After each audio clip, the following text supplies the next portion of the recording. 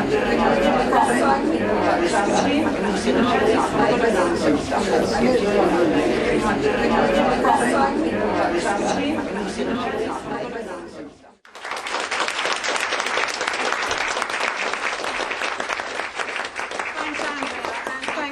all of you coming along this evening.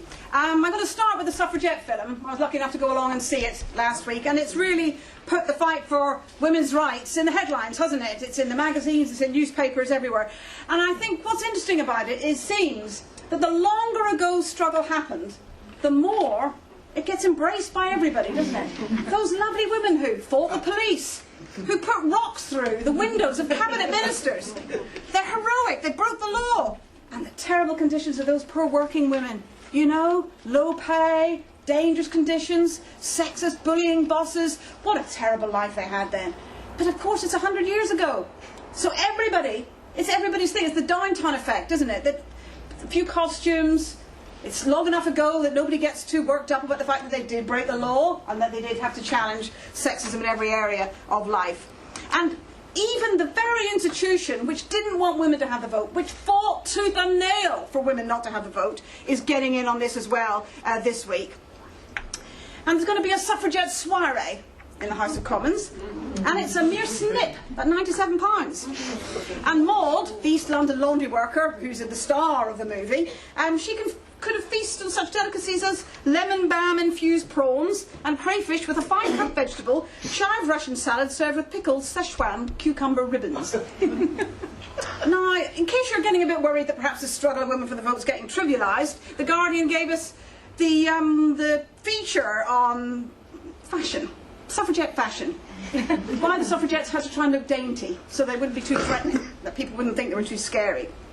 And you know, I have issues with the film, and I review it in this week's Socialist Worker, so I won't spoil that. You'll have to buy it next week. But I think what is brilliant about it, it has just thrust all of this into a public debate, hasn't it? Now, I think partly one of its problems is it belittles or ignores the tremendous mass mobilisation of working women that were part of the movement for the vote by concentrating on some of the charismatic, often well-off women at the top. And there was trade unions and activists across, mill workers in the northwest, right across the country that were part of this struggle. But I think the thing is, it's a brilliant opportunity to talk about how do we fight, in whose interest it was and still is to make women second-class citizens, and most importantly, how do we win?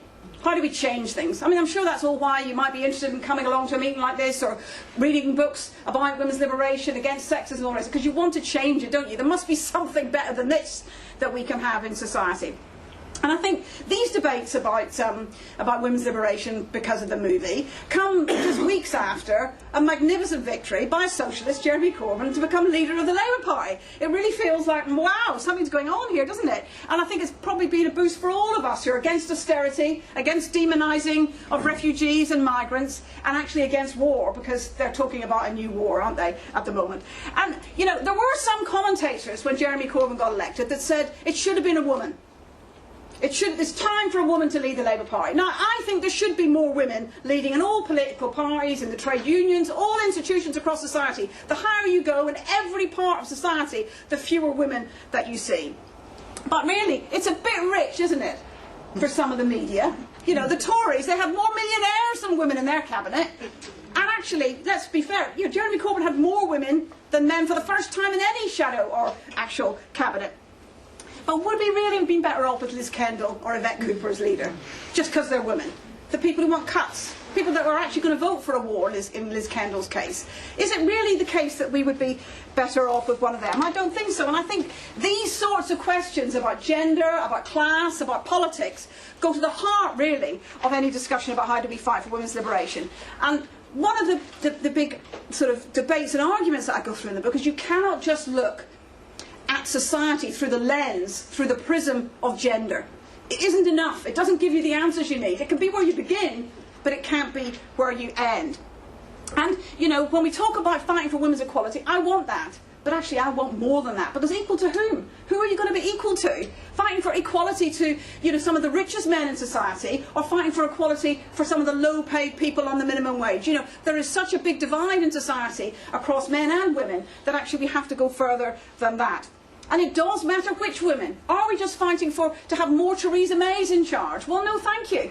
Theresa May and that speech against migrants this week was filthy. It doesn't make her nicer because she's a woman Home Secretary. We've had a Labour woman Home Secretary. She was just as happy to lock people up without any charges and all the rest of it.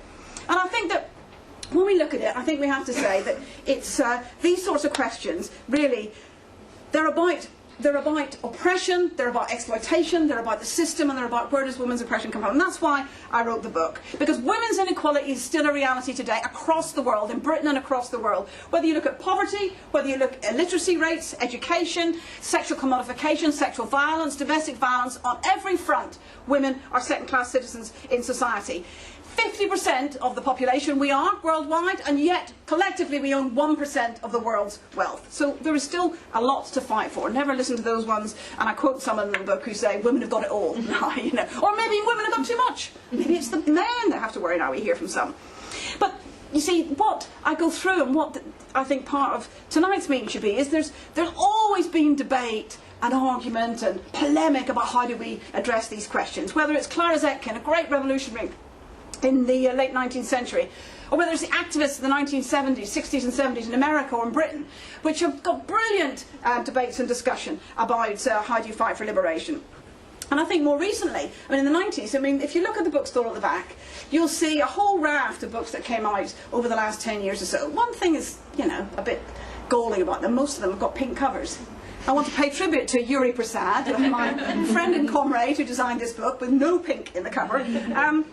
But that sense, it was a pick, you know, feminism came back into being, but it almost felt like it had to be pink and fluffy and about choice and consumerism and don't be too frightened off by this because we still wear lipstick, you know, and that sense of it almost having to be not too threatening, you know, was something that I find galling. But at the same time, what's good is it was about people trying to sort of address the question of women's oppression. And I think what we've seen in the last few years is a renewed interest in more really of the sort of theory and ideas, particularly of feminists of the past, of the women's liberation movement and such like. So that's when we get discussions about privilege theory, about intersectionality, about domestic labour and its role in social reproduction and the like, and all of which I do go through in the book. And I think that what we're seeing really, and what we have been seeing over a number of years, is a politicisation of a new generation of women who have had enough of the sexism. In some cases I think is much worse than when I was growing up as a teenager and a student in London. In fact, not in some ways, in many ways it is more raw, it is more explicit, and sometimes it's worse because it's actually sold to us as being something fun and a bit ironic. In a way, those pink covers are ironic. You know, we can laugh at the fact that women think, you know, that women like pink and all the rest of it. Actually, well, no, because really you walk into a toy store and it's all pink still. So that sense, if that we can laugh about it as if it's all over, I think is a mistake. And I think that what also you get in some of this idea that really sexual commodification and sexism is many times worse, is that actually it also has led you know, this idea that it's liberating, etc., and empowering to make different choices. Sometimes it feeds into other things, and I think these are some new debates which maybe we want to bring up in the discussion, where arguments about prostitution, about women who work in the so-called sex industry. I don't like calling it that because I don't think it is an industry the same as other things, but in porn and prostitution and other sex work, that actually because women are doing it, it's just another choice of women, and therefore, you know, it's okay. It's just like another job. Well, I don't believe prostitution, for the record, is just another job. I think it represents some of the most alienated and most commodified versions of something being bought and sold in society, a woman's body, her sexuality, something that's intrinsic to us as humans.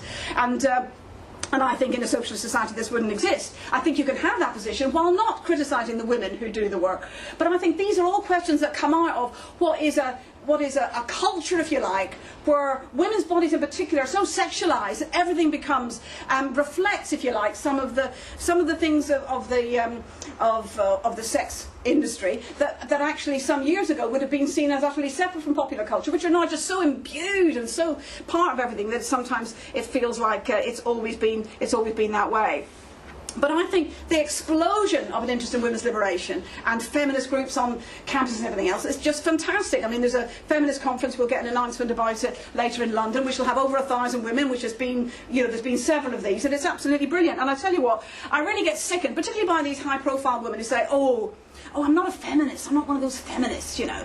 I mean, you know, even the person who played Emmeline Pankhurst, Meryl Streep, was saying, oh no, I'm not one of those. Now, when somebody says that, I just say, what, you mean you don't believe in abortion rights, you don't believe in, you know, women having justice if they get raped, you don't believe in people having the right to equal pay, you don't believe, oh, well, sorry, you know, is that what you mean? Because if you believe in all those things, yes, you are a feminist. But I wrote the book because I don't think feminist politics goes far enough. I don't think feminist politics give you the answers. And I wanted to go further than that. So I start with, we're, you know, socialists and feminists and activists and grassroots campaigners. We're all on the same side. We want to fight sexism, fight the system, and all the rest of it. But actually, I don't think that perspective is enough. And I think one of the problems sometimes, if you look at things just through the perspective of gender, is actually you get a form of what is called essentialism. People will be familiar with it. It's the idea that really men by their nature, and in some ways it reflects mainstream ideas about gender, but men by their nature are aggressive and domineering, and women are more peaceful, you know, caring, etc., etc. It's part of us. I mean, one book on the female brain that I quote, it even says this, it says women's brains, they have an outstanding verbal agility, the ability to connect deeply in a friendship, and near psychic capacity to read faces and tone of voice for emotions and states of mind, and the ability to diffuse conflict. All of this is hardwired into the brains of women. To be honest, this is nonsense. But this is actually part of the essentialism. It says women are a certain thing and men are a certain thing. And in fact, some feminist writers have actually said that the crisis, you know, the economic crisis that brought the banks down and everything else, was due to what men are hardwired, is that they're for high risk taking. They've got all this testosterone, which makes them make bets on the markets, and this is what caused the turmoil. Not capitalism, not greed, not the bankers, but testosterone.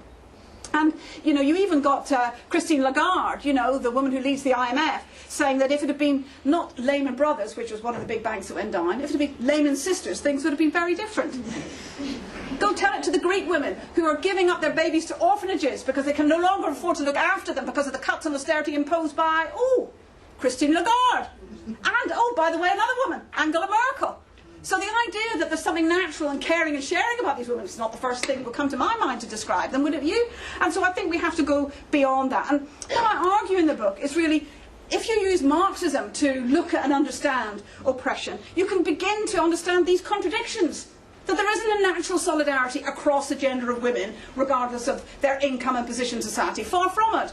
And I think this is something that we have to look at, because not only do we show, argue against the essentialist views, we say that actually it can be eradicated. It's not natural. It's not something that's part of our humanity to oppress one another. It's actually something that can be got rid of. But one of the most popular views, if you like, about how to explain women's oppression isn't really just the idea that all men are bad and all women are great. There's some who say that. But I think the more common view is what's often called a dual systems approach. And what this is really the idea that Marxism is a very useful tool, absolutely, to look at exploitation and class and the economy and wages. But Marxism needs feminism, because on the other hand there is oppression, which is to do with sexism and etc. And it's sort of separate. It runs along a separate but parallel system, which needs different analysis and also different sorts of struggles. And really, the root causes are often down to something that is described as patriarchy. Now, I won't go into this in detail here. People can talk about it. Patriarchy, because it can mean so many different things to different people. And in fact, in some ways, it goes back to that thing about male power is maybe something intrinsic in men, which I think is problematic. But that sense that there's these two systems going on. And really what it says is that Marxism doesn't have the tools to sort of express or understand the sort of deep impact that oppression has on millions of people's lives. And so therefore the argument goes that for sexism it needs something else. That you can use your Marxism for all these things, and many people say, yes, absolutely, we're for class struggle, but really it doesn't fit to explain and challenge oppression. But of course, on the surface that looks like, well, maybe that's true. All women suffer oppression and sexism in some way, don't they? Right across the class divide. It's not just poor and working class women who suffer oppression. Actually, rich and powerful women do too. I mean, when I dismissed Liz Kendall, I didn't want her to be leader, but she did suffer sexism in the, one of the media said, oh, she doesn't have the face to be a Labour leader. What does that mean? She's a woman, but that sense of, even Kate Middleton, know, the sort of obsession about, you know, her hair and blah, blah, blah. You know, this is sexism against women who are some of the most rich and powerful in society. And for the record, you know, as a socialist, I oppose any sexism, even if it is against people who are in the ruling class who are oppressed. So whether it's Theresa May being laughed at for wearing leopard skin shoes, you know, that's sexism, because actually the men don't get dissected, do they, in terms of what they look like in the same way, or, you know, is the hair not being touched up so that you can see the grey roots, and all of this nonsense is something that actually other women don't have to put up with. I mean, the Russian revolutionary Lenin put it like this. He said that socialists should be the tribune of the people. He said they should react to every manifestation of tyranny and oppression, no matter where it appears, no matter what stratum or class of people it affects. So what he meant was you stand against oppression, whoever it affects. It doesn't matter where in the class divide they are. But evidence that women suffer oppression across the class divide doesn't mean that class is not relevant to the question. In fact, far from it. The superficial reality of thinking that it really affects all women across class society, therefore class is relevant, is just the superficial. And I mean, Marx said it. He talked about science. We wouldn't need science if the appearance of things always matched the reality. You know, it looks like the Earth is the centre of the universe to us, doesn't it? And everything else goes around it. Well, it took some time, but humans realised that wasn't the case. So the similar goes in terms of when we look at class. And so ruling class women can suffer sexism, but actually it's very different to the nature and experience of oppression of the vast majority of women in society.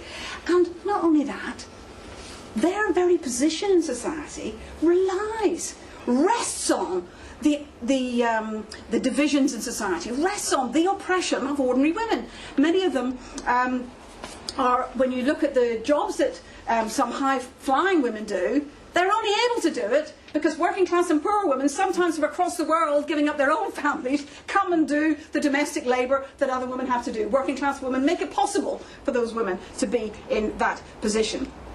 And so they, when you look at whether it's Theresa May or any of the women I mentioned, they act in their class interests. They don't act in the interests of working women. And this idea that, you know, it trickles down. More powerful women, which I think is a good thing to have more powerful women, but I don't think automatically it will mean it'll be great for working women. And again, I give some of the bad examples. I haven't got time to go through them of, you know, Google exec, you know, can't get through the car park because she's heavily pregnant, gets the car park moved. Now, how many of us can get that to happen, you know, if we're having difficulty travelling when we're having a baby? But, you know, this is the difference. And actually, one of the other executives who'd stopped all her workers having flexible working, but actually built a nursery next to her office when she had a baby. You know, so different choices, isn't it? Different choices, and there's no automatic sisterhood or trickling down of rights if there is women bosses. And I think that, therefore, I'm putting the case for Marxism as a unitary theory, as a theory which isn't just there to explain economics and all the rest of it. Marx talked about being, you know, about political economy. It's about looking at the totality of society. And I believe that actually it can not only give us an explanation about capitalism in the system, but about oppression because it's rooted in, flows from, came out of that class society. And so there isn't two systems that need two different analysis and two different struggles. They actually come out of the one system. And so therefore, not only do I think that Marxism is a set of ideas that can help us, I think you can only fully appreciate the true burden and experience of oppression if you look at it in the context of class. You can't extract women's oppression from the system in that way. There isn't something out there in the abstract. It's rooted in the concrete experience of where you are in the class system. And I think the other thing that I spend some time going through in the book is really looking at that then. How come it's rooted in the system? Because actually, the fact is, it hasn't always been with us. It's not the case that women have always been oppressed and systematically discriminated against. It's just simply not the case. In fact, for the vast majority of human history, it wasn't the case. The vast majority of human history, people lived in egalitarian societies. And you know, what's interesting is, you know, a lot of Marx's theory about women's oppression sort of was rooted in the book by Engels about the origin of the family and private property in the state, a fantastic book with flaws, and I describe some of that. But what's interesting about recent research about early human societies, that Engels couldn't have even dreamt of how this would have been done, it actually confirms the ideas. It actually does say that for the vast majority of human history we lived in societies without hierarchies, without class, without oppression. And ideas about gender and roles were completely different. I mean, I talk about the 100 different Native American societies that included men who dressed and lived as women. And a third of that, again, were the other way around, that women dressed and lived as men. You know, the idea that the way we are now, that we have to wear certain things, and it's natural for boys not to cry, and it's natural for women to cry a lot, and all of this, you know, that's that scientist thought that, isn't it? Don't want to work with women because they're always crying and falling in love with me.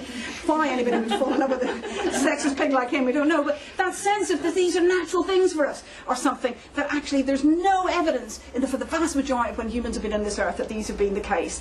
And so therefore, you know, I go through really what the concrete, specific material conditions were when classes started to arise that actually set down, if you like, the basis for the oppression and divisions about women. And I think, you know, from this material reality of the structures of women being treated differently have flowed the ideas. The ideas didn't come first. Sexist ideas about, you know, how women should behave or what they're capable of or anything else didn't start, and then they created a society to reflect them. Ideas in society about anything, whatever it is, reflect the way society is organised. Now, ideas aren't automatic. We don't pop out of the womb loving pink. Or boys don't pop out of the womb loving khaki and wanting to play with trucks or whatever. Of course not. You know, you absorb ideas in society. You also resist them as well. You know, so we're not all just empty vessels that just automatically, you know, like this, follow along like a zombie, ruling ideas. But the fact is that, so there's always a tension, but the fact is our general ideas about how society is and what we can do. And I think what's interesting about women's oppression, it could be something that you experience as an individual, sometimes even as a problem of your individual psychology. I'm not confident enough to do that. I can't do that, you know. And actually over the years it has been treated almost as a mental condition. You know, hysteria is something rooted in a woman's womb. You know, women were lobotomized. I talk about the history of lobotomy of women. It's absolutely shocking. Today, instead of lobotomies, oh, you're feeling a bit, you know, low. Maybe you need some cosmetic surgery to boost your confidence, you know. And so that sort of nonsense of the idea of actually it's something inside of us is something that that we utterly reject, and those ideas have flowed from our society. And the institution that is still today, despite enormous changes, the main place where women's oppression, where the role of women is shaped, is in the family. Now, the institution of the family is a very contradictory thing. I'm not going around with a placard saying down with the family, you know, you're not allowed to ring up your mum and dad or whatever. Of course not. Actually, the family can be a place that can be a nurturing, loving place where you can get care and support unconditional. It can be, and you're meant to have all these expectations that your family will be perfect. Of course, it can then be a very disappointing place, and sometimes a dangerous place for women and for children. That's why it's contradictory, but it's something that many people yearn for, that sort of happiness and completeness that you're meant to have in your family. But let's look at what the role of the family serves in society. Because I think there's many people who are not Marxists who say, you're right, the family is the root of women's oppression, but they just do it because women do all the housework and men are lazy. And actually, for me, that's not the question. The question is, what role does the family, who does it really serve? It's not about the individual men. It's how it serves capital, how it serves the ruling class, how it serves the system. I mean, one estimate, there are lots of figures in the book, but one estimate is, even just the free childcare done by women in families, it is, the value in 1 year is £345 billion. That's 23% of the, equivalent to 23% of GDP. Now, if you added on everything else, looking after people who are disabled, looking after people who are kicked out of hospital early because it cuts and they have to be looked at, all of this is actually the cost of which is absorbed by working class families. So it has a huge economic role, but it also has an enormous ideological role. Because actually, if you're told that the family is responsible for how your kids are, whether they're going to have a great life and all the rest of it, and actually if you're so poor you have to go to a food bank, that's your fault. You know, all families have to struggle themselves. And, you know, the Tories eulogise the families, don't they? And they're very open. And in fact, I think austerity has made the role of the family even more clear. And of course, when it comes to some families, there's no costs matter, do they? I mean, I gather the royal family now has a no-fly zone above their home because, you know, Kate and William can't have these aeroplanes getting in the way. So, you know, some families can get everything. Other families, you're meant to stand on your own 2 feet, and that's the ideology that works. And I think even though, and in fact, precisely because it doesn't fit the reality. Women are not full-time housewives. The vast majority of adult women work. Women are half the working class. So the reality of women's lives isn't women at home, man at work. But the ideology is even more important because it's still trying to make women feel it is their responsibility, even though they work, to worry about the children, the grandparents and the sick and the people who can't go out and be exploited. And so therefore it's still absolutely vital. And Cameron has said this, the Pope even said it, it's a very important piece of social capital, he called it, the family. So therefore We're talking about how the family both shapes women's role and also, by the way, shapes men's role, told to be breadwinners, told they've got to take responsibility, and all the rest of it. We see where that flows. And so therefore, when we see how that institution can shape how we think people should be, and all ideas then flow from that. And I think we then have to say, you see, this can end up making people think that, well, women are just victims, it's just tough, you've got this double burden, they're just drudges, you know, it's ghastly, alienating, atomising in the family. All of this is true. But because I said that actually half the working class is now women, we have a different side of the coin. And this is what I think is absolutely vital about having a Marxist view of society, is we don't just look at people as victims. We don't just say, oh, isn't it dreadful for women that, you know, what they have to do, the responsibility they're told to take in the domestic sphere and all the rest of it. We say women have agency. And actually that is because we are half the working class. We're now part of a social force in society that gives us power. The word empowerment is used a lot, isn't it? You can be empowered by your cosmetic surgery, by a brand new shampoo or a lovely new wine or whatever. But actually empowerment really is about, can you shape your own history? Can you take control of your life? And actually there's a few privileged women can do that for themselves. They have the money and the means and the resources and the contacts to just make their life good. But for most of us, that's not an option, is it? We have to do it as part of a collective where our power lies. And this is what makes the working class a unique force, is because actually within it, intrinsic within it, is the need to unite, to overcome divisions, even despite ideas in people's heads. Whereas oppression actually can divide people. Being oppressed doesn't necessarily mean you feel unity with other oppressed people, or even amongst even oppressed the same as yourself. I mean, the first track on that, a brilliant track by DJ Sprinkles. DJ Sprinkles talks about being ostracised by other trans people for not going through a big fully transitioned. You know, you have a situation where it's not automatic that LGBT people will say, I'm against racism. Or it's not automatic, you know, all of these connections, you say, it's not, none of this is automatic, it has to be won and fought for. Now, I'm not then saying that everybody in the working class is an anti-racist, is not homophobic, not sexist. Of course not. I'm not romanticising the working class. I'm not just looking at the working class as how it is, but how it can be. And because actually, despite people's ideas, the working class is forced to struggle and forced to actually overcome divisions in order to be stronger. The old trade union slogan is a slogan that tells us that. United we stand, divided we fall. And so when we look at it, we have to say we are stronger when we fight as a class. And the feeling that people have when they fight is so fantastic. I mean, one of the suffragists, the working class suffragist, Ada Neil Chew, and many of them have double-barreled names, just because, not because they were posh, but because they wanted to keep their name and have their husband's name, so it itself was a challenge. Working class women, she said that the struggle for the vote was so amazing. She said it was full of crowded hours of glorious life. The intensity of the struggle, the feeling it gave you of being able to change things. And I think that sense is, when we talk about the working class and how it can help fight women's liberation, it's not asking for somebody to jump on a white horse and come and rescue us women. The working class is us. The working class is women and men. It is LGBT people and straights. It is black, white and Asian. It is us. It's not something out there. We are it. And therefore, it's looking at where we are the strongest. And I think that, you know, little examples you even have in Britain. You know, in 2011 in November was the biggest strike of working women in Britain ever in Labour history. 2.6 million people went on strike, most of them women. Fantastic. And there is, you know, the examples of this are there. But, you see, when I'm talking about liberation, I'm not just talking about equality and fighting to get equal pay and fight for reforms. I want all those things. Every little struggle that we can do to make life a little bit better in the here and now, absolutely. Fight against sexist language, fight for abortion rights, stop the Tories, stop the cuts, stop a war. We have to do all those things. But do we want to constantly be fighting against things? We want to be for something, don't we? We want to be for a society, for me, a socialist society, where actually these sorts of divisions will be eradicated forever. And for that, we're going to need more than massive strikes, massive demos, massive protests. We're going to need revolutionary change. And we've seen revolutions. I mean, Andrea mentioned I was lucky enough to go and report for Socialist Worker in Tahrir Square in Cairo. Fantastic scenes, which I describe and interview some of the revolutionaries involved in it. Of course, the revolution is a process and it's been pushed back now. But the fact is, we have seen ordinary people topple tyrants. If they can bring down tyrants, think what else we can do if we're organised and where we're strong. And I think so. Any small struggle, whether it's about tax credits, whether it's about nursery closure, whatever it is, it's important for what it can change, but also because it can sow the seeds for future struggles. We can learn lessons, we can get links, we can meet people, we can get more organised.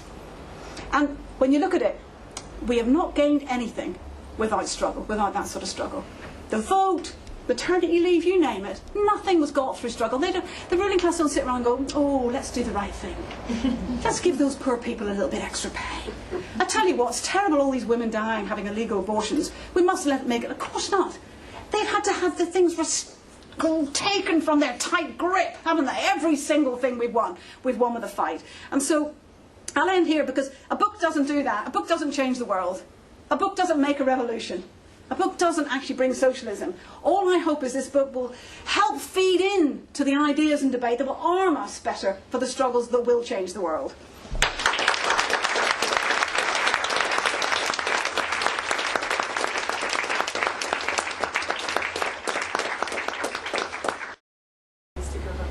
Thank you. I'll get Judith to make some comments on those, and then we'll come back to you again. Yeah, I mean, just on that, I think you're absolutely right. I was thinking of the Palestine thing as well. And what is interesting is really every struggle that we see around the world, women end up being at the centre. Any struggle, it throws up the question of women, but also women are part of it, whether it is the Egyptian revolution or, as you say, all of those images that you're seeing on Facebook and in the news of people who've died in Turkey is absolutely horrific. And I think that sense of these women being at the front of struggle, and the woman comrade who wrote an eyewitness piece for Socialist Worker talked about how they were selling the equivalent of their Socialist Worker 10 yards from where this bomb went off, and it was and therefore this sense that the tragedy, but also the sense that the struggle, it isn't going to be forgotten. They're not just saying this is one of those things, they're saying this is something that they can fight back against. I think the question of Oxbridge, I think it's really interesting, that, isn't it? Because the Cameron government, I think, really, it just gives you this impression, really, that the ruling class can just replicate itself in Eton, on the fields of Eton, isn't it? That's where they're made, and in Oxbridge. And we now know a little more than we probably wanted to know about what they get up to when they're at university. Of course, many of your students, I'm sure you do similar things, UCL and at Birkbeck and all the rest of it, as Cameron did. But I think it is absolutely right. It gives the ruling class a sense of entitlement, that they're born to rule, that the assumptions, Cameron epitomises it. He doesn't like those photographs coming out of him on a hunt, or him in his, ridiculous clothes they wear in these public schools and stuff. But this is absolutely the places where they are fed the propaganda of, you are better than everybody else, you don't really need to work, you just need to float through life, and everything will be done for you. And I think that where then it comes to, I think, when we talk about, when the first question about, can capitalism be sort of eroded gradually or degraded or whatever, you see, I don't really believe it can. Just because I think we need a revolution certainly doesn't mean that I think we should wait for one. Let's just sit here and hopefully a revolution will come along, it'll change the world for us. But I think if we really want to get something that's liberationary, if we want to get actual socialism, something very different, we're not going to be able to just do it gradually, because the system of capitalism is based on, its core relationship is the exploitation of the majority in the interest of the minority. People work, if all of us didn't go to work, and our families and our friends and people like us around the world didn't go to work tomorrow morning, the world would come to a halt. If David Cameron didn't go to work, would people notice? Not really. Mostly he doesn't actually, and things happen. But so therefore that sense of we do everything, but we don't get back the benefit of the work that we do. In fact, the whole premise of the system is that actually we don't get back all of what we put in. And so therefore that exploitation in the heart of the system means that until we get rid of that, then the system is going to constantly reproduce inequality of different kinds. Now, of course, there are different sorts of inequality. It is worse to live under a dictatorship than it is to be under a bourgeois democracy like we are in Britain, of course. So these things are worth fighting for within capitalism. But actually, I believe that in the end, if we want to have something utterly different, I don't think it's good enough just to say, let's just have fewer starving children, or a war that perhaps isn't quite as brutal. Maybe we don't use nuclear weapons. I don't want us to use nuclear weapons, but maybe we're just going to use cruise missiles of a different sort that are carrying different sort of weapons. That's not, for me, you know, we'll fight for that, but is that really all you want to fight for? I want to fight for something a lot more than that. And therefore I think, you know, it's sort of the saying of, you know, there is... we're not saying that we need revolution because we just think it's fun or more exciting or it'll give us a buzz. It's because actually we really think that's the only way that we're going to be able to change things. And I think that, you know, when you talk about pensions and things, you see it goes to the heart of the thing. Capitalism, the system, only values people who's making money for it, making money for the minority. Once you don't, whether you're disabled, too young, too old, not to be producing a surplus, which is the source of profits, then actually you're on a scrap heap. And actually pensions should be an absolute bloody right for everybody. Whether you've been able to work all your life or not, you have a right to a decent life. They're making it a problem that people live longer now. It's a good thing, for God's sake. It's only bad for a system that doesn't want to pay for people to have a decent life. They think you should be scratching a living, turning off your heating and sitting on a hot water bottle when you're old because you can't afford the bills. Whereas we say it's an absolute right. And of course women, because traditionally women haven't necessarily always been able to work the whole of their life, and because they don't get decent benefits, maternity benefits and everything else, often the money they've paid in isn't as much. But I think it should be a right. It's not a privilege. It's not something that should be snatched away when there's hard times, because let's remember, hard times are only for us, they're never for them. And therefore I think it goes to the heart of what's wrong with capitalism, is that it only values people who can work and make money for them. And that's one of the reasons why I don't think in the end it can be reformed away. I just asked Judith to come in.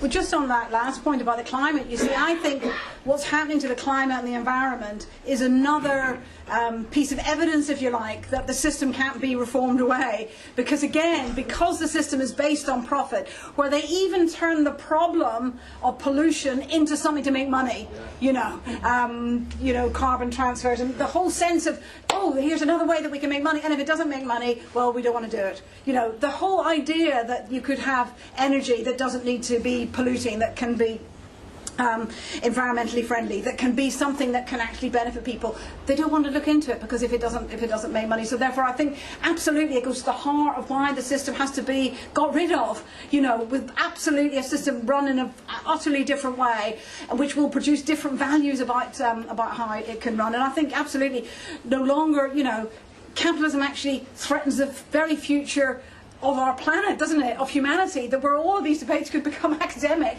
because, you know, because of what might happen.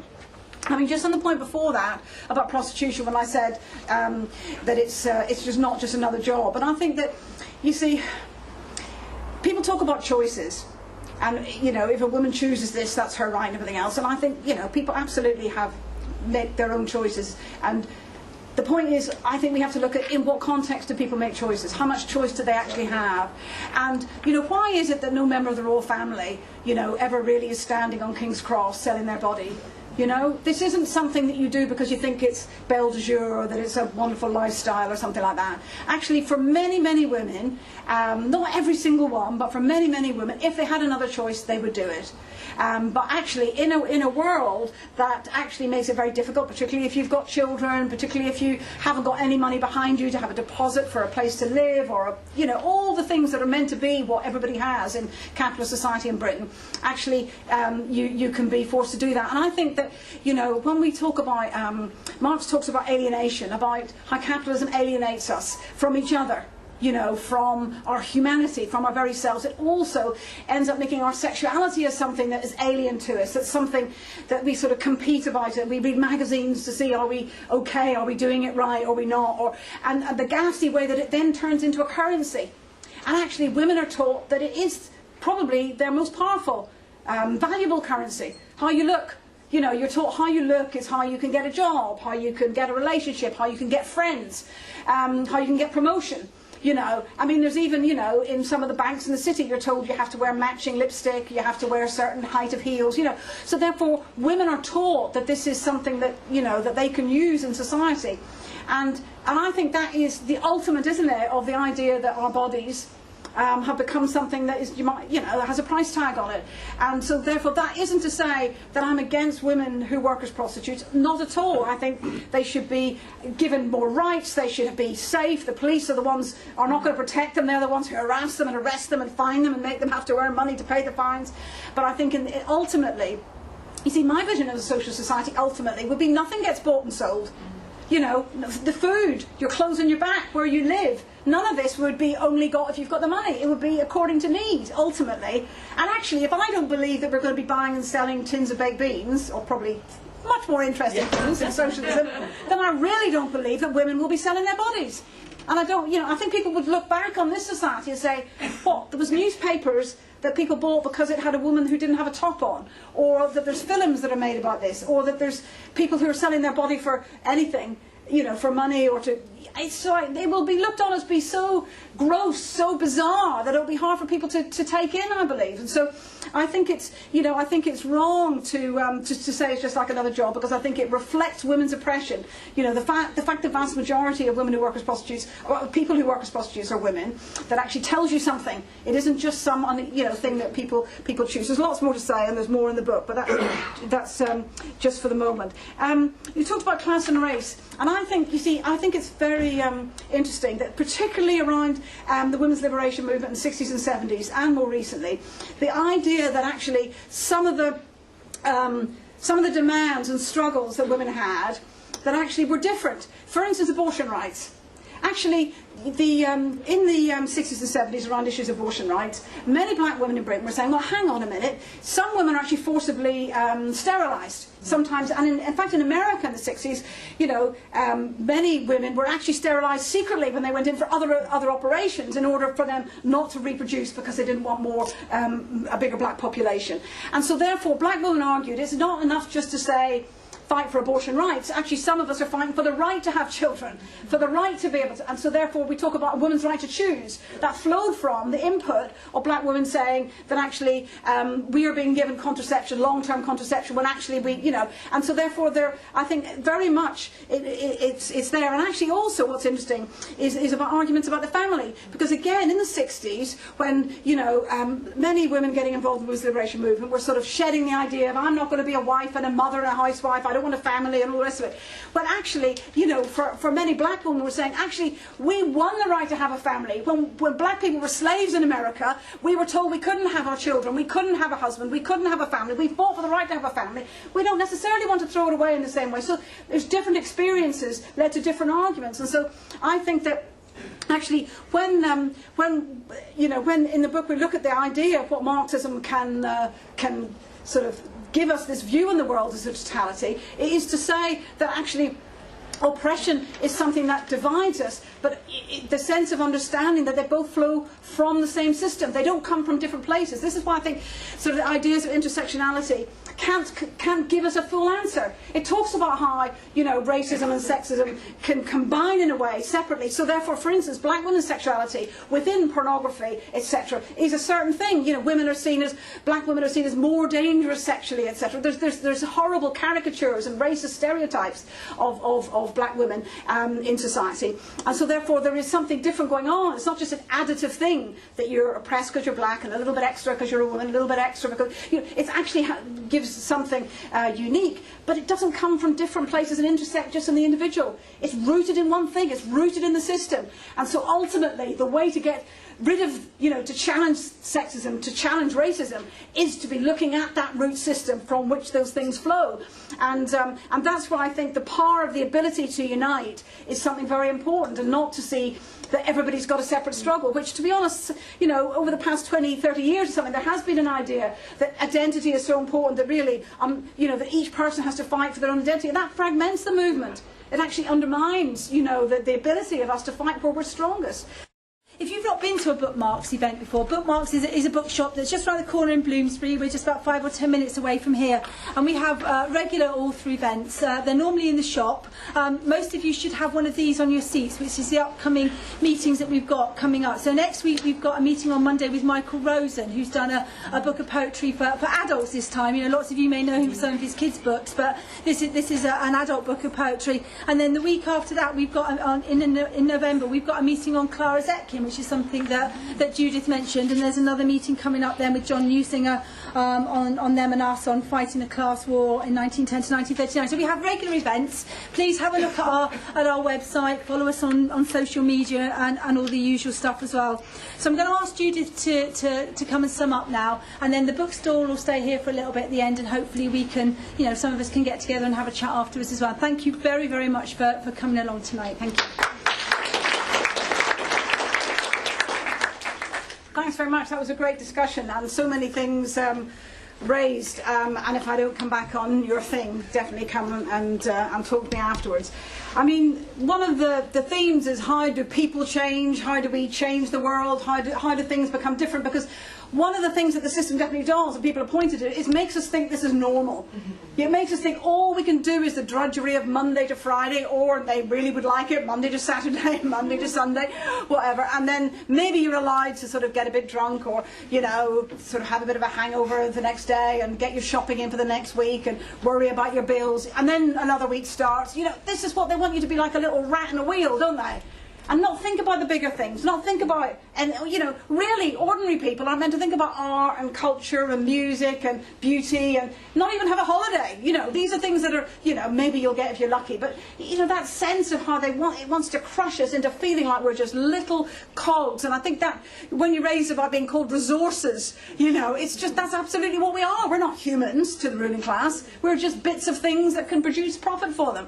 And I think, therefore, any opportunity that people have to rise above that and to think, actually, there's other possibilities. And our whole history of humanity is of people sometimes getting a little glimpse of that, or the possibility of that. And the fact that we're all in a room talking about revolution and stuff shows that it's not automatic, that we swallow everything that tells us that all that we're good for is to be a cog in a wheel, that actually there are other possibilities. And I think that when we talk about, even in terms of what the working class, even just the act of being in the working class changes people. Working together, even without the struggle, normal working together. I mean, I worked for many years as a BT engineer. It was a majority male workforce, apart from in the office, and it took a while. There was sexist language sometimes. It took a while for me to be accepted. In the end, I ended up being a union rep for all the men, because they realised I was mithy. But the day I realised I'd been fully accepted, and this is without any strikes, we didn't have any fantastic big struggles, was some new blokes came from a different site. I was working in Canary Wharf. It was a great big building site then. It hadn't been built yet on the Isle of Dogs. And these blokes saying, "What, you go out and," pointing to me, "what, you go out and put the phones in over on the building site there?"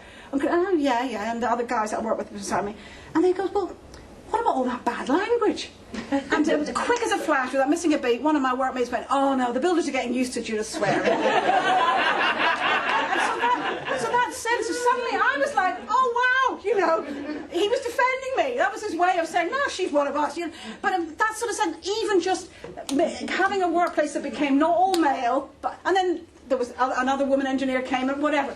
But actually, so individuals can be changed by their experience, but how the mass of people get changed is really the possibilities of when there is struggles. And it can be all sorts of struggles, but the greater the struggle, the more potential there is for people to change. And I think that, the fact that we're sitting here today and we have seen revolutions happen, in our lifetime. This isn't just us talking about in a book somewhere or in a movie.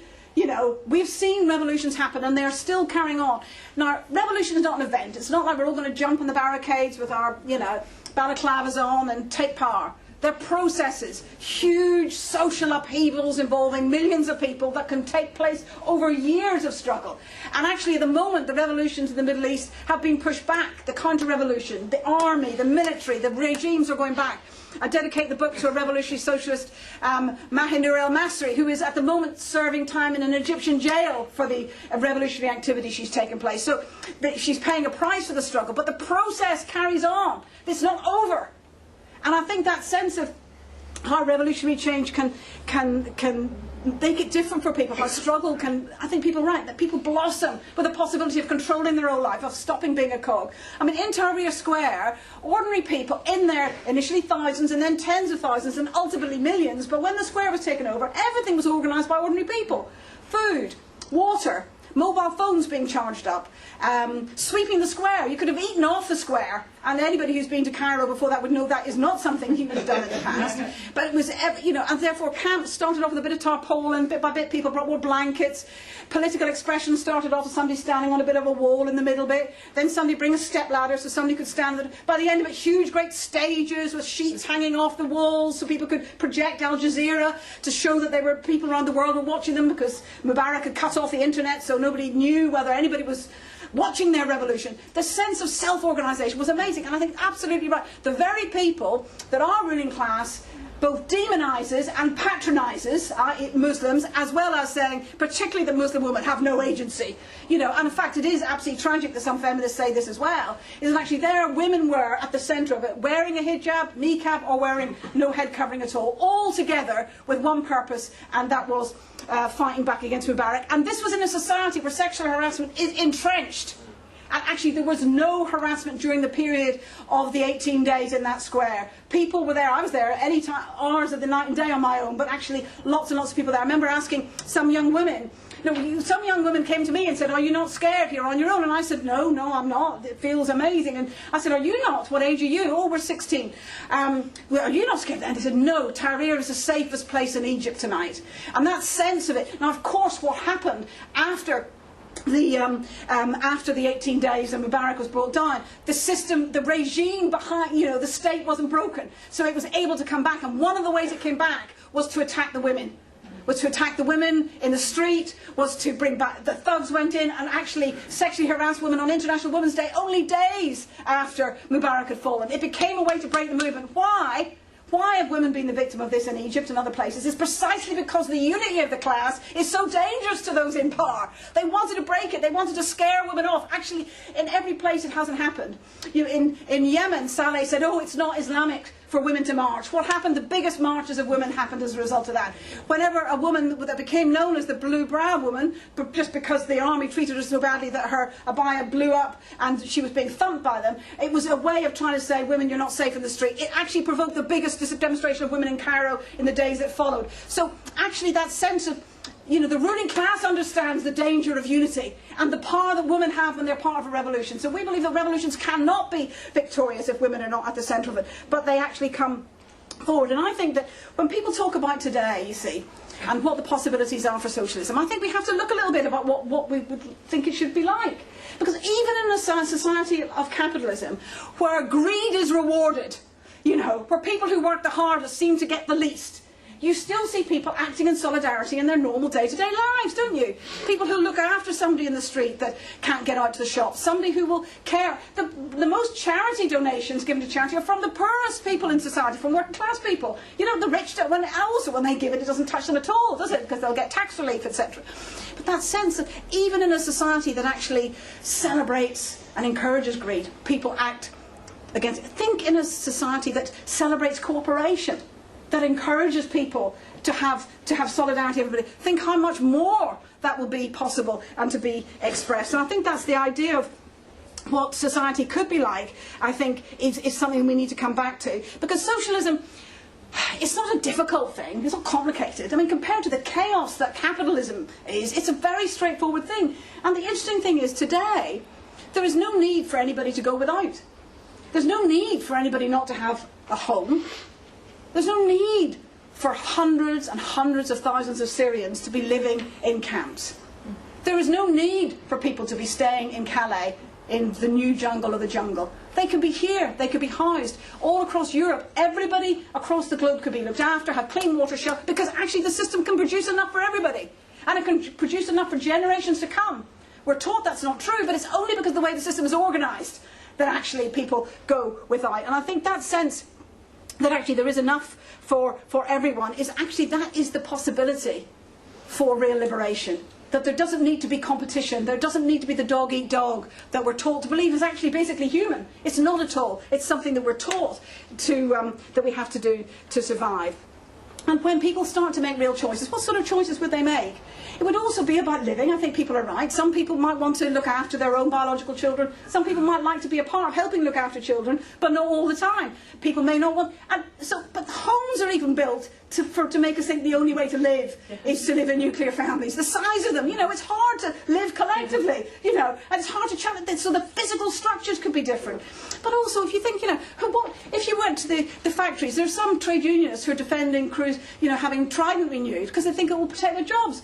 But we can still have jobs. They don't need to build cruise missiles and nuclear weapons. They could build wind farms. They could use the technology and the skills and the talents to build things that are useful. We don't need more luxury cars. We need more ambulances. We need more buses and trains. These are choices that workers would make if they were in charge. And I think you can see a glimpse of those possibilities when people can take control. So, I mean, just to end, I think, you know, that Marxism and socialism it's got a tremendous tradition of fighting against oppression, of understanding how it fits into society, looking at the history in a way that really we're never taught at school. We're certainly, you know, not taught at university, and even amongst the left and the movement, people really don't know some of our history and some of the ideas that have come forward. And I think, therefore, that is a tremendous tradition. But again, I get asked in meetings all the time, well, it's true, you've got these great ideas, and you've got this understanding, but you haven't got a socialist society anywhere. You've had lots of revolutions, but they've never been successful. How come we don't have, you know, is there a place around the world that you can point to? Well, there isn't. There isn't a place that you can point to that's saying socialism. So why is it? Why have there been so many struggles historically and we haven't yet won?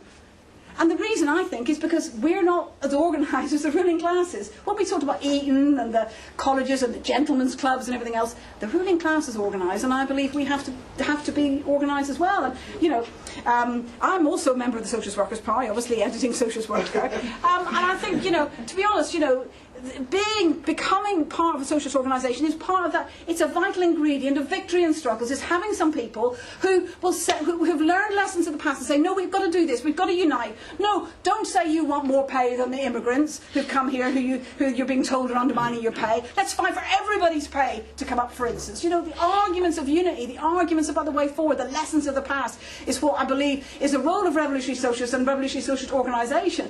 So I suppose I'll end by saying I hope you'll all buy the book. And I hope some of you might even join the Socialist Workers' Party, join the struggle, join the revolutionaries. But the main thing is join the fight back and be part of something that shows that we're not going to let Cameron and Theresa May and all of these people rule it over us like they think they can get away with. They sometimes look smug and complacent. Let's take the smug smile off of them and actually be part of a struggle that can not only bring them down but bring the system down.